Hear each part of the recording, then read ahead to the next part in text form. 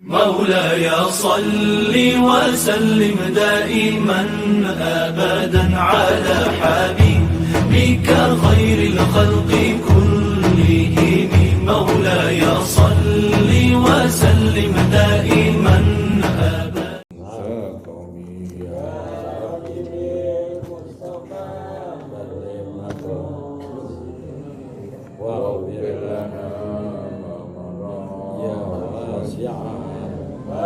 وسلمنا سلاما مؤمنا وعجدي بحسن خاتمة بدل الندى الخاتم يا حبيبي المصطفى بلغ مقاصدنا واغفر لنا يا واسع الكرم اللهم صل وسلم وبارك عليه. Assalamualaikum warahmatullahi wabarakatuh. Alhamdulillah wassalatu wassalamu ala asyrafil khalqillah Sayyidina Muhammad ibn Abdillah wa ala alihi wa sahbihi wa man tabi'ahu wa nasarahu wa wala hawla wala quwata illa billah amma ba'd. Hadirin jamaah Majlis Ta'lim Birjanah yang saya muliakan, khususnya Ibu Hajar Rohani beserta keluarga, serta para tokoh masyarakat, para hujjaj, dan juga ibu-ibu sekalian. Syukur alhamdulillah pada malam hari ini kita bisa berkumpul kembali untuk mengisi waktu kita dengan yang terbaik, yaitu mengikuti pengajian. Mudah-mudahan Allah Subhanahu wa Ta'ala selalu melimpahkan pahala kepada kita setiap kali kita hadir, dan mudah-mudahan juga selalu diampuni dosa-dosa kita dan juga selalu dibukakan pintu ilmu yang seluas-luasnya. Amin ya rabbal alamin. Hadirin, melanjutkan tentang bahasan hati, jiwa. Jadi manusia ada raga, ada jiwa, ada jasmani, ada rohani. Nah, jiwa kita, rohani kita, kalbu kita itu akan timbul penyakit-penyakit seperti juga pada badan. Badan kita banyak penyakit-penyakit, maka di hati pun juga ada penyakit-penyakit. Ya pasti yang namanya penyakit, ya kita berusaha untuk menghilangkannya. Ya, ini yang sudah dibahas dulu, penyakit hati yaitu riya, ya. Kemudian juga ujub, ragu-ragu terhadap Allah, aman dengan yaitu tipu daya Allah, ya. Kemudian putus asa, ya. Itu sifat-sifat yang buruk. Kemudian juga takabur, ini sudah dibahas, ya. Sekarang yaitu wal hikdu, betul. Al-Hikdu ini halaman 112. Jadi penyakit hati diantaranya wal-hikdu. Ya, hikdu itu apa? Jadi bedain ntar dengan hasad. Jadi biasanya tuh hasad timbul gara-gara hikdu, yaitu bahasa kampungnya dendam. Nah ini bahasa penjelasannya nih, wal hikdu wa huwa idmarul adawah. Al hikdu itu adalah menyembunyikan yaitu permusuhan. Jadi ada kita musuh dengan dia, cuman kita enggak kelatanin, kita sembunyiin, kita taruh di hati kita. Itu yang namanya dendam. Dendam itu yaitu permusuhan yang ada di dalam hati kita tidak tampakkan. Itu namanya dendam. Ada lagi dendam kusumat, begitu. Ai imsakuha bil qalb, yaitu menahan, ya, menahan permusuhan itu di dalam hati kita. Kita tahan aja. Kapan ada kesempatan, ya mungkin diingin balas. Biasanya begitu kalau dendam. Dendam membara ini. Jadi kalau ada kesempatan dia akan membalas, melampiaskan dendamnya, begitu. Nah, dendam ini memang ada pada diri manusia. Nah, itu jadi dosa kapan? Idza amila bimuqtadahu.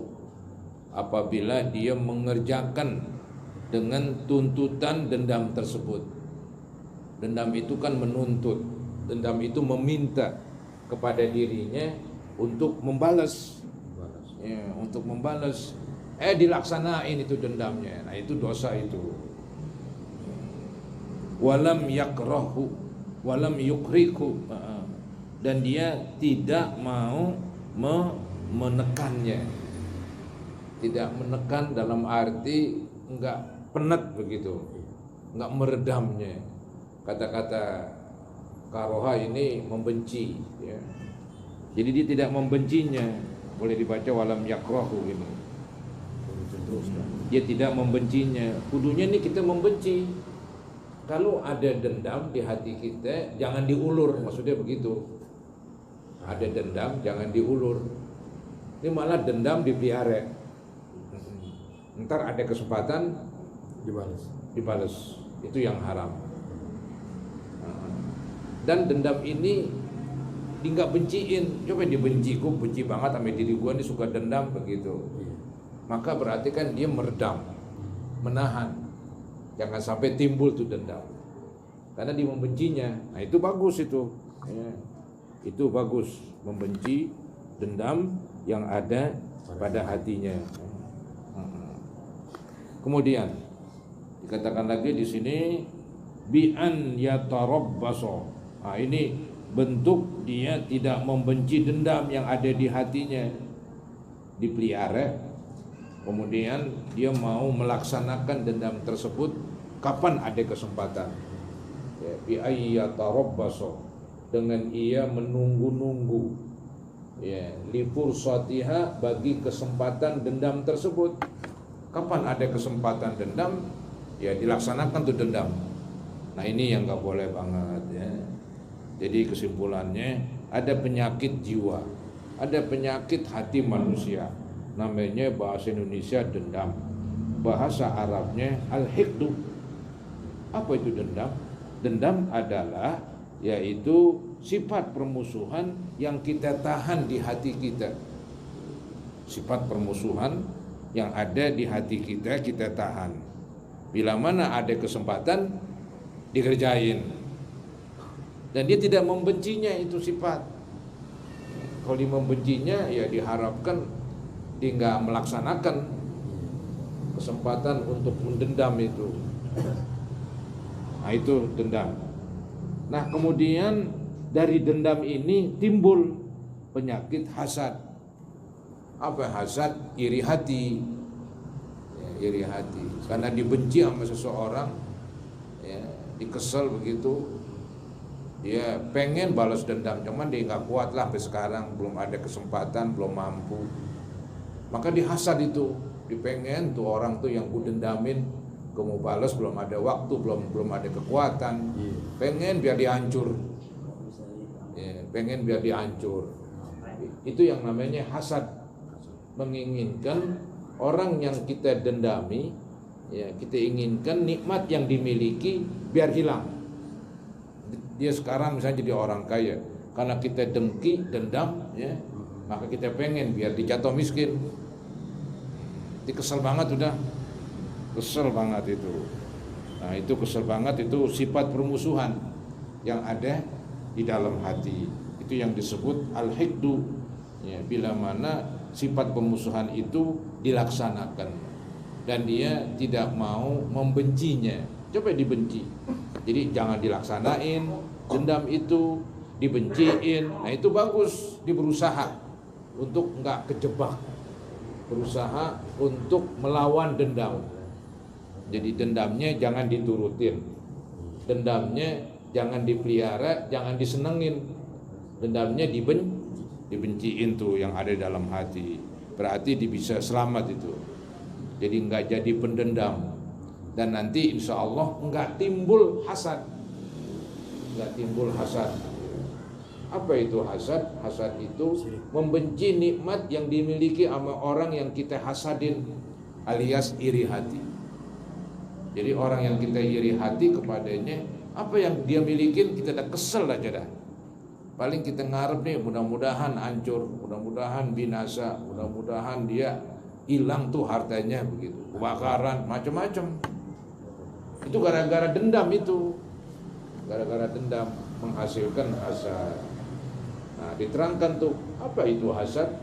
Wal hasadu wa huwa karahiyatun nikmati lil muslimi. Hasad itu membenci nikmat yang ada pada orang Islam. Kita benci kepada orang Islam itu, maka timbullah di hati kita hasad alias iri hati, ya. Karahiyatun nikmati lil muslimi ay indahu, membencinya nikmat pada orang Islam atau yang ada padanya, indahu, yang ada padanya. Kemudian wastisqaluha, dan merasa berat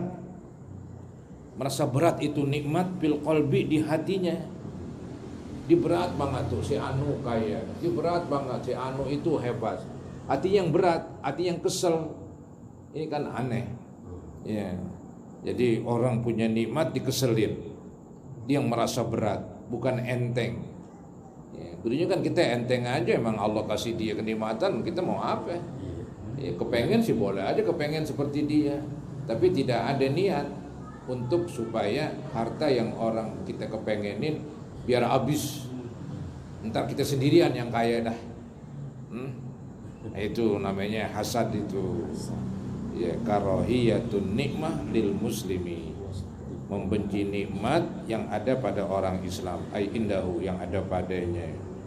Kemudian wastisqaluha, dan merasa berat, ya, itu nikmat fil qalbi, di dalam hatinya. Idza lam yakrahu, bila mana ia tidak membencinya. Tuh, kudunya kalau ada sifat hasad kita gedegin tuh sifat hasad.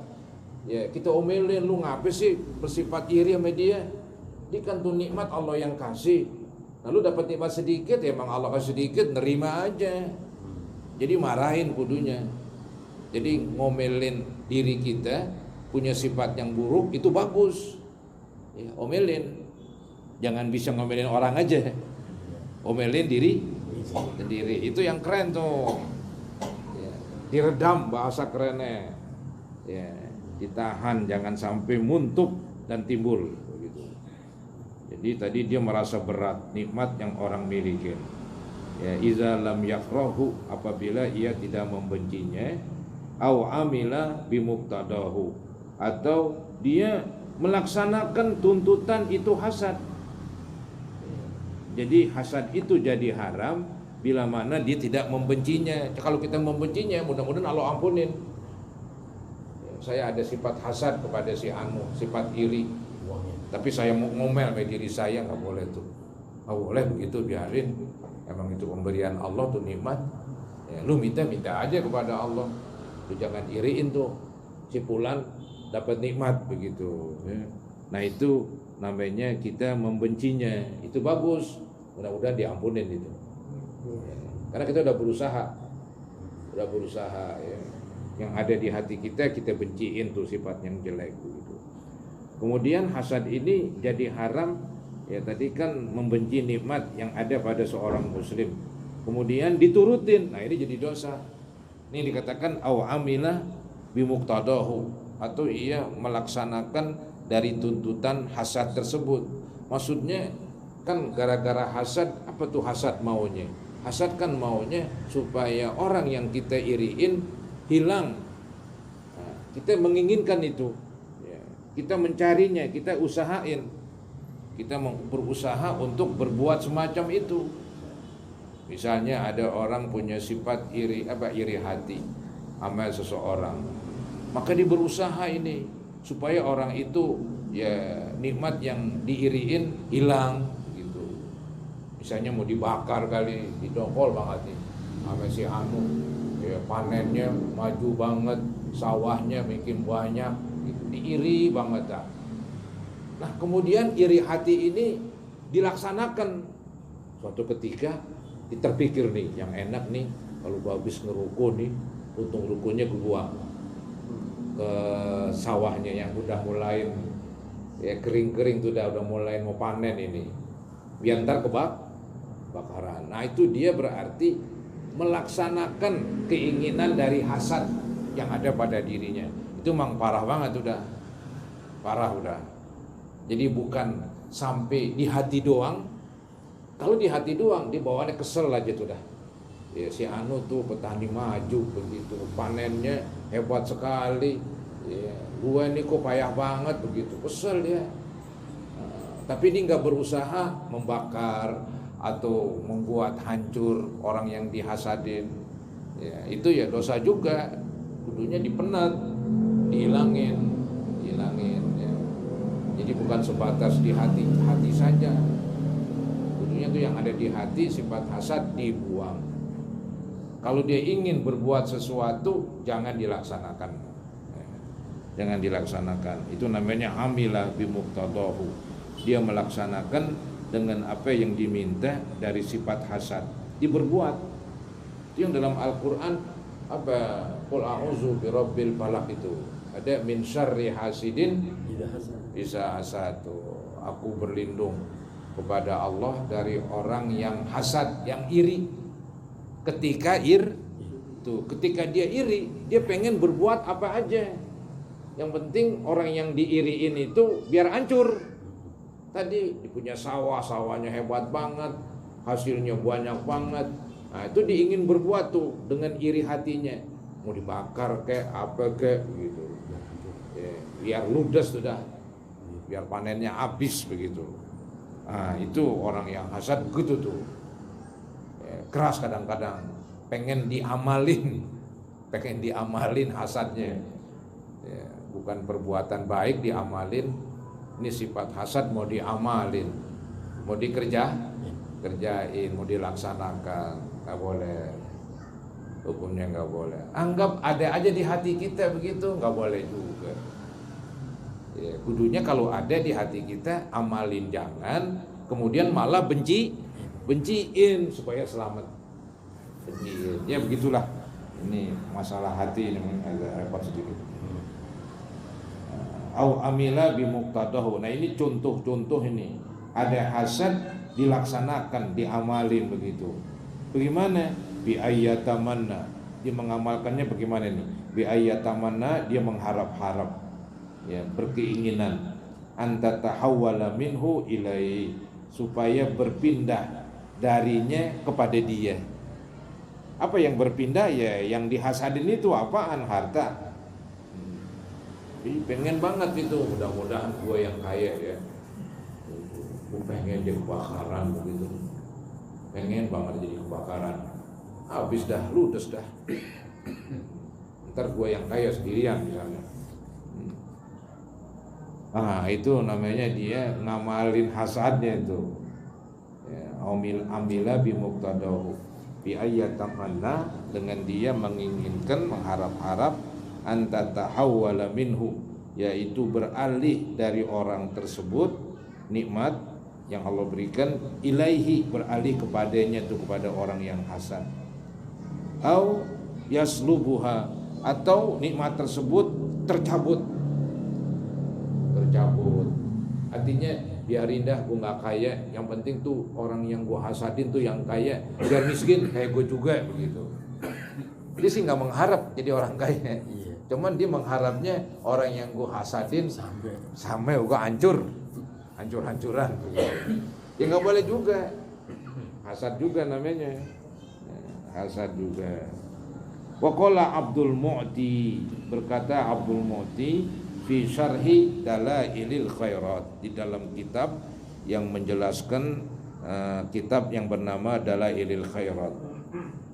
Wa qad warada, berkata nih Abdul Mu'ti, telah datang ya, di dalam suatu hadis yang berbunyi annal hasada, bahwasanya iri hati itu yakulul hasanat, iri hati memakan kebaikan-kebaikan kita yang telah kita kerjakan. Ya, kita pernah bersedekah, dimakan tuh pahalanya, ludes sama iri hati. Kita pernah sembahyang sunat, ludes lagi pahalanya, dimakan sama iri hati. Jadi iri hati ini dahsyat ini.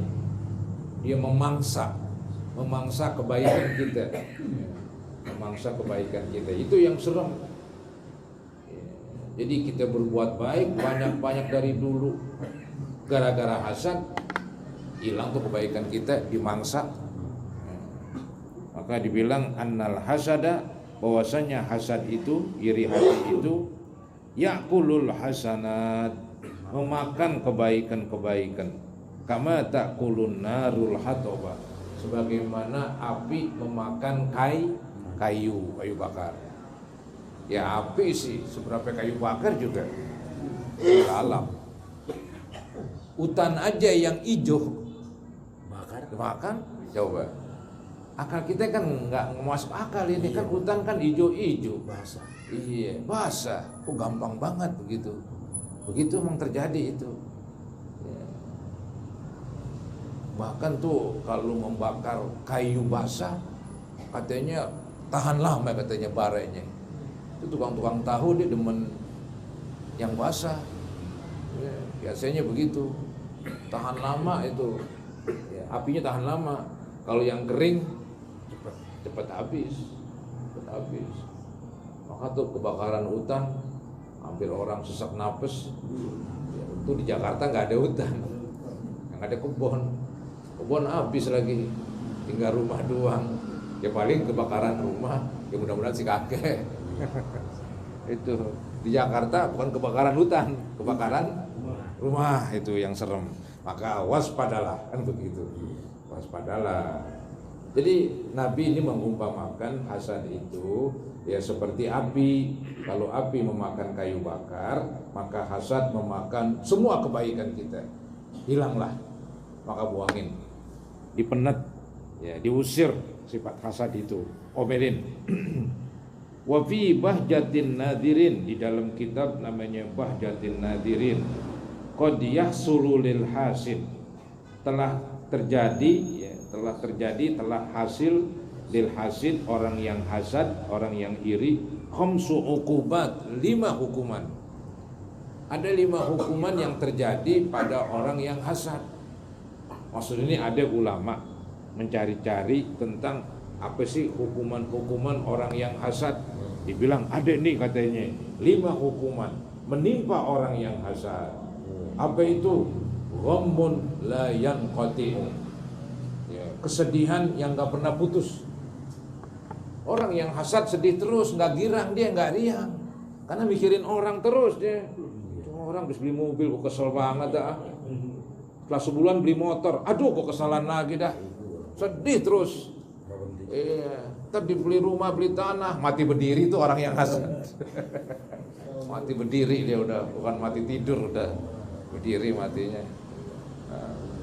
Habisannya hasad, dia yang sedih. Maka tuh orang yang hasad gak bahagia. Mendingan gak hasad, blong. Ya, blong. Jadi orang kita lihat punya kelebihan udah asik aja, udah bagus, alhamdulillah, gitu aja udah. Ya, kalau hati kita pengen iri ya buang, tekan. Ya, itu kan nikmat pemberian dari Allah. Lu ngapain repot-repot ngurusin nikmat Allah? Allah yang ngasih nggak repot, nggak ngurusin. Ini ngurusin ya nikmat orang, dimikirin bagaimana biar hancur tuh orang. Yang penting di sini akibat daripada hasad 5 perkara akibatnya. 1, ghammun la yanqati, sedih yang nggak pernah habis, yang nggak pernah terputus, sedih terus, stres. Wa musibatun la yujaru alaiha, musibah yang nggak mendapat balasan pahala. Mestinya di dalam Islam orang tuh kena musibah dapat pahala, pusing ke, apa ke, kena duri ke, pokoknya yang membuat nggak enak diri kita namanya musibah. Setiap musibah menghapuskan dosa. Setiap musibah menghapuskan, tapi gara-gara dia iri hati orangnya nggak dapat pahala, nggak dapat penghapusan dosa. Ya, dosanya bikin banyak, dapat musibah. Ya, kesedihan gak pernah hilang, stres terus hidupnya dah, gak bahagia kalau begini. Jadi itu kesimpulannya, mau bahagia kuncinya jangan hasad sama orang. Habis ceritanya tuh. Itu dia, wa musibatun la yujaru alaiha, musibah yang tidak diberi balasan pahala atasnya. Kemudian yang ketiga, wa madzammatun la yuhmadu biha, Madamah yaitu penghinaan yang tak pernah terpuji. Jadi dia selalu dalam hinaan terus. Agama menghina, Al-Quran menghina, orang Islam juga menghina orang yang hasad. La yuhmadu biha, tak pernah dipuji itu orang yang hasad. Orang yang hasad nggak pernah mendapat pujian. Wa madammatun la yuhmadu biha, dia mendapat celaan dan tidak terpuji dengan sebab dia berhasad. Apalagi nih, wa yaghdabu alaihi rabb, dan Tuhan marah atasnya. Tuhan marah dah, Allah marah sama yang hasad, karena seakan-akan mengatur Tuhan. Allah kan memberikan rezeki banyak kepada si anu, diberikan sedikit kepada si ini, itu kan hak dia. Kalau kita bilang kebetulan si fulan tuh Allah kasih banyak, kita bilang supaya habis, seakan-akan kita mau ngatur Tuhan. Siapa kita? Siapa kita gitu. Maka Allah murka. Itu yang disebut wa yaghdabu alaihi rabbu. Ya, murka atasnya oleh Tuhan. Kemudian wa yughlaqu alaihi abwabu taufiq. Orang yang hasad ditutup atasnya pintu taufik. Nggak dapat taufik. Apa taufik? Pertolongan. Allah nggak bakalan tolongin yang begini nih. Soalnya Allah dibilang kayak nggak becus. Ya, jadi ketika orang hasad, iri, pengen hancur tuh orang yang dihasadin, sama aja dia mengatakan, ya Allah engkau nggak becus, kenapa dia lu kasih rezeki, gua nih yang pantas, gitu. Jadi itu kebangetan orang yang hasad. Akibatnya tertutuplah pintu taufik. Ketika tertutup pintu taufik, akibatnya ya singi terus dah. Ibarat layangan singi terus. Ya, udah nggak benar dah kalau begitu. Nggak dapat pertolongan. Ya, intaha, selesai itu. Selesai tentang akibat-akibat yang ditimbulkan gara-gara hasad. Ada 5 itu. Selesai itu udah penyakit hati, namanya hasad.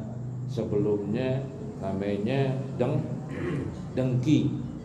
Ya, beda antara dengki dengan hasad.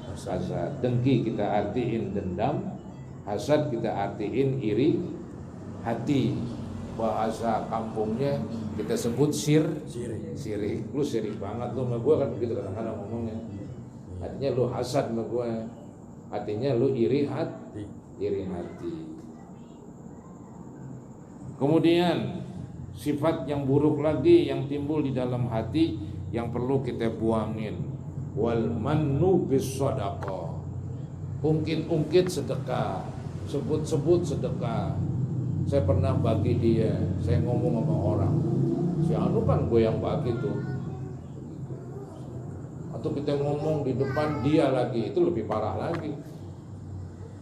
Nggak boleh kita omongin, kita sebut-sebut kebaikan kita kepada orang lain, nggak boleh, itu pantangan. Itu namanya yaitu al-mannu bis shadaqah.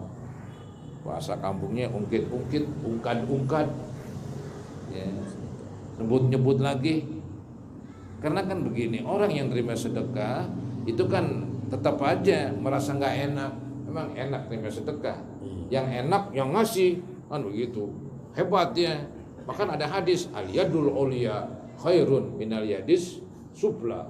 Tangan yang di atas lebih baik dari tangan yang di bawah. Yang di atas tuh keren, di bawah nggak keren, begitu. Emang udah nggak keren, diomongin lagi, bikin nggak kerenan lagi. Ya si anu kan gue yang bagi itu, baju yang dipakai itu dari gue tuh, kain, sudahan kain udah berapa biji misalnya nih ngomongnya. Aduh, hancur aja udah hilang udah habis nggak ada pahalanya, udah itu serem, maka dibuangin karena merusak pahala kita. Kayak hasad merusak pahala kita. Wah habis dah. Orang punya sifat iri hati, punya sifat dengki, punya sifat suka-suka apa ya, nyebut-nyebut kebaikan dia kepada orang. Ya tuh orang dah nggak ngerti banget agama itu, nggak ngerti banget agama. Kasihan dia, kesianan. Udah payah-payah. Iya, penyakitnya banyak banget di hatinya tuh. Dia nggak sadar lagi. Dia nggak hadir di pengajian, diterangin nggak pernah denger. Ya udah, dibawa mati itu sifat-sifat yang jelek. La haula. Paling berat itu. Maka tuh paling berat dandanin penyakit hati. Iya. Boleh jadi yang bersangkutan nggak sadar, karena dia nggak tahu. Susah kan? Susah. Dia merasa bener aja. Susah dah. Susah. Jadi nggak pernah, kata orang, introspeksi begitu. Nggak pernah introspeksi. Introspeksinya pakai ajaran agama, dia kagak. Memang dia nggak ngerti agama. Susah udah yang begini nih. Kasihan kalau begitu saudara ya. Di banyak ibadah, banyak sedekahnya, cuman ada iri hati. Iri hati kan di hati. Orang nggak tahu. Ya. Ntar ada dengki. Kita nggak tahu tuh di hatinya. Ntar ada sifat al-mannu bis-shadaqah. Suka ungkit. Berat saudara-saudara ini. Maka ini mesti tahu. Kalau ente nggak tahu, ya Allah, ntar senjata apa istilahnya, habis ilmu apa pahala kita hilang. Ini namanya wal mannu bis shadaqah, ungkit dengan sedekah kita. Ai ala sa'il, yaitu atas orang yang minta-minta. Ya, atau dia nggak minta-minta, kita bagi aja. Ya, baik itu yang kita kasih sedekah ala sa'il, atas orang yang minta-minta, atau bukan. Nggak boleh. Nah, ya, ada tuh boleh, cuman dua ini yang kata para ahli hukum. Boleh ungkit, satu dari bapak ibu kepada anak. Boleh itu dah. Kata orang tua, lu kan gue yang sekolahin, dulu masih kecil gue besarkan, lagi sakit gue bawa buru-buru. Iya, duit aturan buat beli nasi, buat apa enggak, gue buat ke dokter. Sekarang lu ngelawan sama gue. Sekarang lu pelit banget begitu. Orang tua sebut begitu tuh ungkit, nggak apa-apa. Boleh aja. Orang tua lain dah tuh udah di kelas tinggi dia. Iya. Sama guru dah yang kedua. Guru bilang, lu kan gue yang ngajarin, belagu banget sama gue misalnya. Gak bisa. Iya, bisa juga begitu. Janganlah begitu. Guru nyontohin yang jelek kalau begitu. Ya, emang lo imun istilahnya, imunis apa, dia terlindungi lah begitu, terlindungi dari dosa karena bangkit, terlindungi dari pahalanya hilang, terlindungi. Tapi ya jelek juga lah guru ngomong begitu, ntar diikuti sama muridnya lagi. Jadi haram ungkit kecuali yang dikecualikan. Yang saya tahu ada dua. Pertama dari orang tua kepada anak, ungkit pemberian. Yang kedua dari guru kepada murid. Wa huwa takdirun, pakai dal, pakai kaf. Takdirun dari kalimat kadir. Kadir itu kotor. Kadir bukan qadir, kalau qadir pakai qaf. Kaf ini takdir, kotor. Jadi ungkit mengotorin begitu, takdirun. Wa huwa takdirun wa ta'yirun, bukan takdir, kelebihan titik. Ta'yir. Jadi ungkit mengeruhkan suasana. Entah tuh orang yang lu kasih hubungannya sama lu jadi nggak bagus, dah keruh. Lu ungkit mulu. Jadi butak takdir, dibutak, kotor hubungannya. Jadi butak hubungan, nggak jernih lagi. Wa ta'yir, dan ini sekaligus penghinaan jadinya. Jadi kita ungkit berarti kita menghina orang yang kita ungkit. Kan dimalu dia, merasa hina. Merasa hina dia. Kita ngomong sono, ngomong kemari. Si anu kan gue yang bagi tuh bajunya, kainnya gue yang kasih. Pokoknya dari ujung rambut sampai ujung kuku emang dari gue semua tuh. Itu membuat yang menerima jadi hina banget. Malu dia kalau dengar, malu dah. Iya. Malu dia. Kita pengen saru-saruin. Ya, istilahnya anggaplah dia yang pakai itu pakaian yang kita kasih, kita nggak pernah sebut. Itu yang gue kasih tuh ya, begitu. Jangan, ntar temannya denger, dia merasa malu. Hina dia, merasa hina. Itu yang disebut ta'yir. Jadi mengungkit membuat keruh suasana, hubungan jadi butek. Wa ta'yir, dan sekaligus penghinaan gara-gara membangkit-bangkit penghinaan kepada si penerima. Tankasiru minhul qulub, menjadi pecah ya, hati gara-gara diungkit-ungkit. Hatinya pecah. Maksud pecah ya sedih lah. Iya. Hati pecah. Hatinya pecah, sedih. Ya, dia malu dah kata. Ya. Soalnya diomongin mulu dia. Kemudian wa yubtilu ay al-mannu thawabaha ay as-sadaqati. Wa yubtilu, dan membatalkan ay al-mannu, oleh ungkit-ungkit. Jadi ungkit-ungkit membatalkan, merusak. Ungkit-ungkit merusak sawabaha, pahalanya, ay as-sadaqah, pahala sedekah. Saya sedekah kain, saya sedekah sembako, saya sedekah ini sama orang. Saya sebut-sebut mulu kalau ngomong. Nah, ini dia merusak pahala sedekah saya. Akhirnya habislah sedekahnya, itu pahalanya nggak ada. Ntar punya iri hati, habis lagi. Di akhirat bangkrut ya, habis nggak ada apa-apanya. Payah doang dulu. Iya. Cuman kelihatannya doang banyak ibadah, tapi hasilnya ludes kemakan. Gara-gara di hatinya ada iri hati, di hatinya ada dengki, di hatinya ada tadi apa, ungkit sifat-sifat ungkit begitu. Nggak boleh begitu. Kemudian wal israru, ya, wal israru ay al mudawamatu ala dzambi ayil itsmi. Ini penyakit lagi nih, penyakit hati, yaitu israr, terus menerus nggak mau berhenti, nggak mau tobat. Israr ay mudawamah, terus menerus, ala dzambi, atas dosa, al itsmi. Penyakit hati, dia mengatakan, ayo dah tobat, nanti aja dah, tanggung nih, udah kapan lagi, ntar lu meninggal bagaimana, nanti aja dah gitu. Jadi masih terus aja berbuat dosa. Itu penyakit, itu bahaya. Ntar jangan-jangan nggak tobat, mati dah, blek, kaget. Itu yang repot ya. Itu penyakit, itu penyakit nggak merasa ya salah kepada Allah. Dulunya kan dia merasa salah, berusaha bertobat buru-buru. Dia nggak ada sama sekali ini. Maka dia terus menerus berbuat dosa. Ya. Israr ala zambi. Israr artinya mudawamah, terus menerus. Ala zambi artinya ayil ismi, atas dosa. Wa qala Syu'aib al-Hirrifish hukiya an Sufyan al-Thawri radhiyallahu an. Ada cerita ini dari Sufyan al-Thawri. Dia dari tabi'in, murid dari tabi'in, namanya Sufyan al-Thawri, ulama besar radhiyallahu anhu. Annahu kharaja ila Makkah hajan. Bahwasanya dia keluar menuju ke Mekah untuk bikin haji. Pakana ya bagi dalam perjalanan nangis mulu.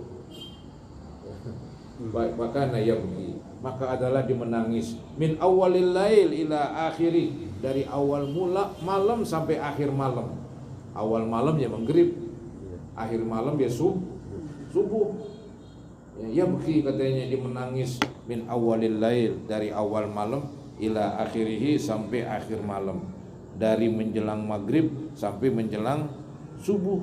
Fil mahmali, di sekedup mahmal, sekedup rumah-rumahan yang ditaruh di atas punuk onta. Jadi ntar orang tuh ya naik ke dalamnya, ntar ontanya dituntun sama penuntun lah begitu. Sekedup lah kata orang, rumah-rumahan alias tandu.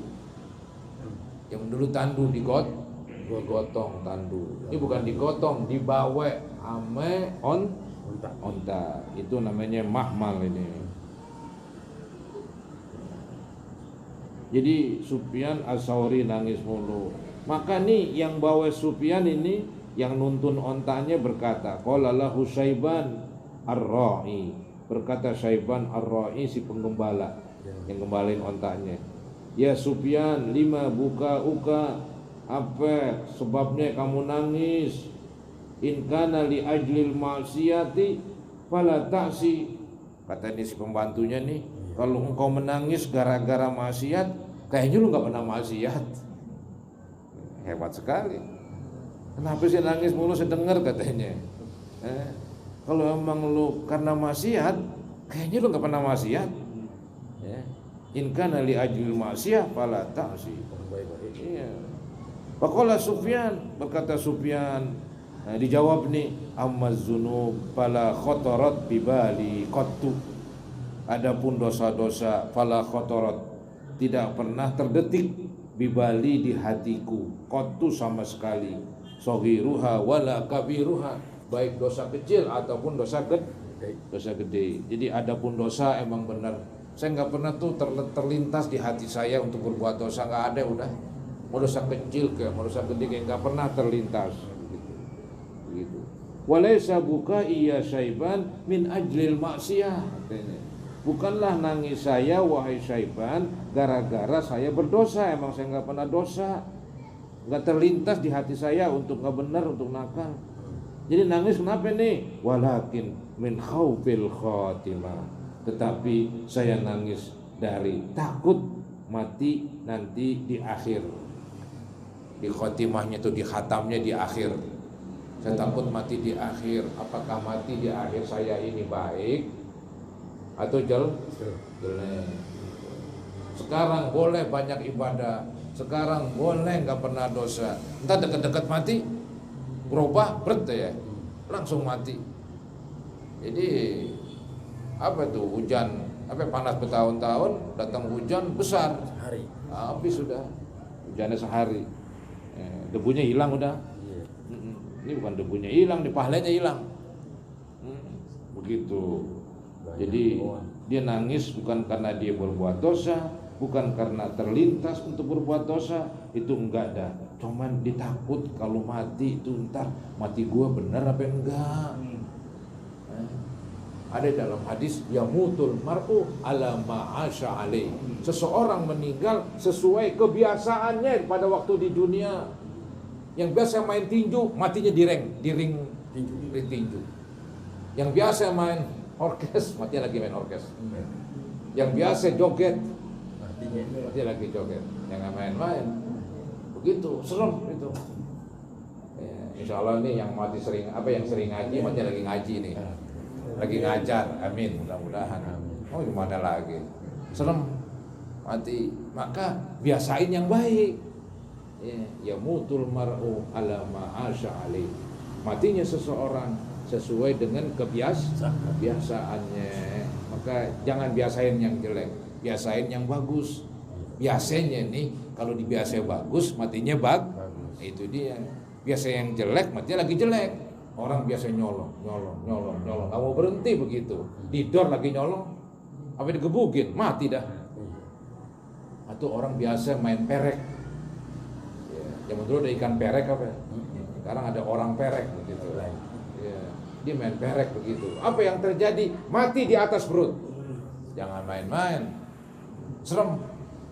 Aduh, serem itu. Banyak orang pas kota. Bulan mati, kota tempatnya dah.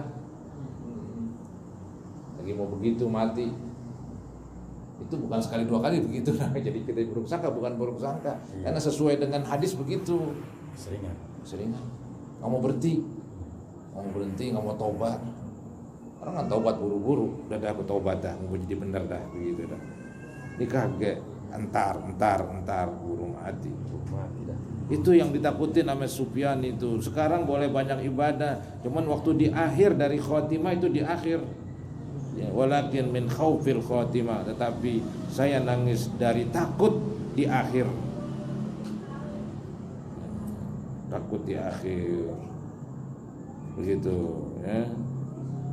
Ini li'anni ra'aitu, nanti akan datang nih, masih panjang ceritanya nih. Li'anni ra'aitu